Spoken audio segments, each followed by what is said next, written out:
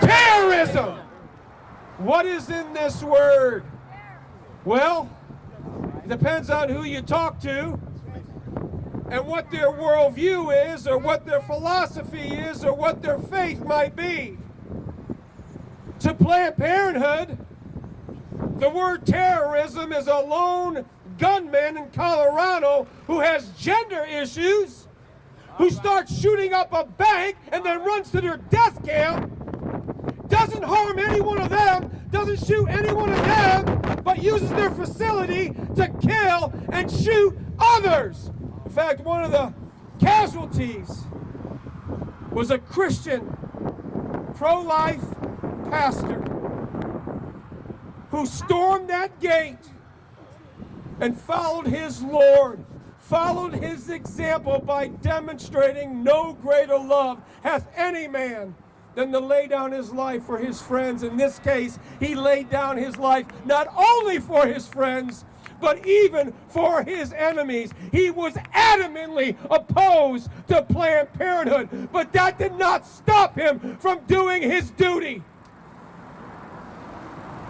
So, to Planned Parenthood, the word terrorism is this guy was a Christian pro-life nut job. He terrorized us. Didn't harm any one of us, but he terrorized us. Don't you feel sorry for us, America? Don't you feel sorry for Planned Parenthood? Even though they are the #1 sponsor of terror in the world, far exceeding any Islamic jihad group in the world. So what's in the word? Terrorism. Well, to the typical college student today, terrorism is having to hear words that might hurt our feelings. Terrorism is when you say something that might challenge me, that might have a contrary opinion, that actually might have the ability to change my mind about the burning issues of the day. See, our college students now, they're so terrorized that they need safe zones. Could you imagine? That's the kind of generation we're raising in the United States of America. To them, terror is hearing words. Words they don't like, they're being terrorized. Isn't this amazing? What's in the word terrorism? Well, to our federal government, there's nothing to the word terrorism. Muslim jihadists can come to our soil and murder American citizens, and our government will do its best to cover it up, to explain it away, and say, there's nothing to see here. Move along, American sheeple. Nothing to see here. Oh, but by the way, keep your eye on climate change. Because it's climate change and not jihad that's murdering innocent people. It's climate change and not the Quran that inspires Muslims to murder innocent people. What's in the word terrorism? How about this? To the media, it's all those right-wing, anti-government folks. You know the ones who cling to their Bibles and their guns. You know those guys? Glory! Every time there's a mass shooting, the political pundits and the talking heads, and they come out with their grand conspiracies that it's Americans, and especially, listen, especially those white, heterosexual males, the one person in America everybody's allowed to hate and demean. It's those wascally Republicans.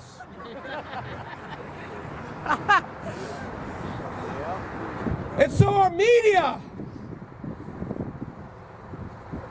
tells us that it's not our enemies that are seeking to destroy us. It's American citizens that want to defend themselves from terrorism.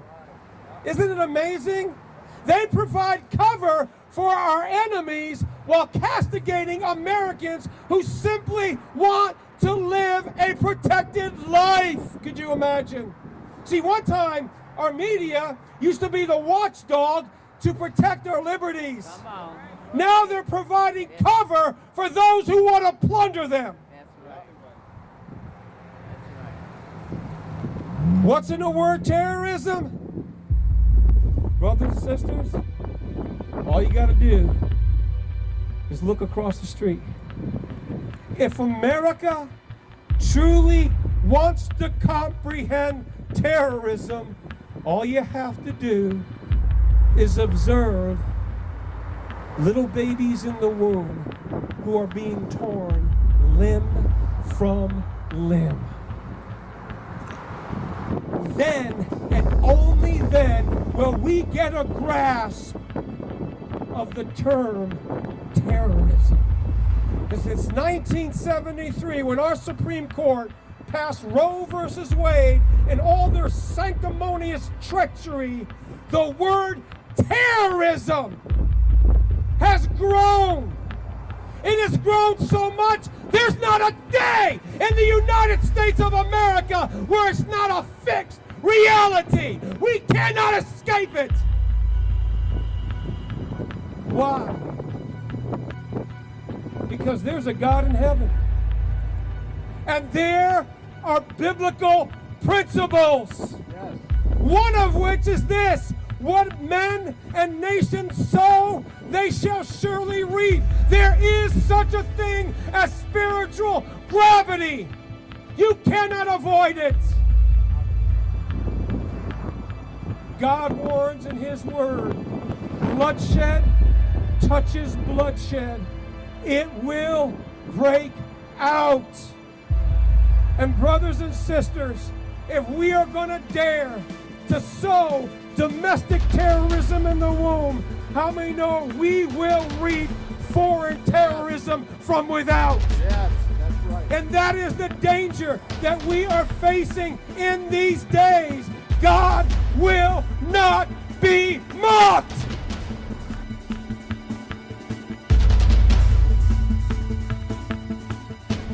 The fact that I wake up and I can still breathe and function, I am telling you, I am so grateful. I am so thankful to God because I know what we deserve. We deserve to be embers right now, smoldering.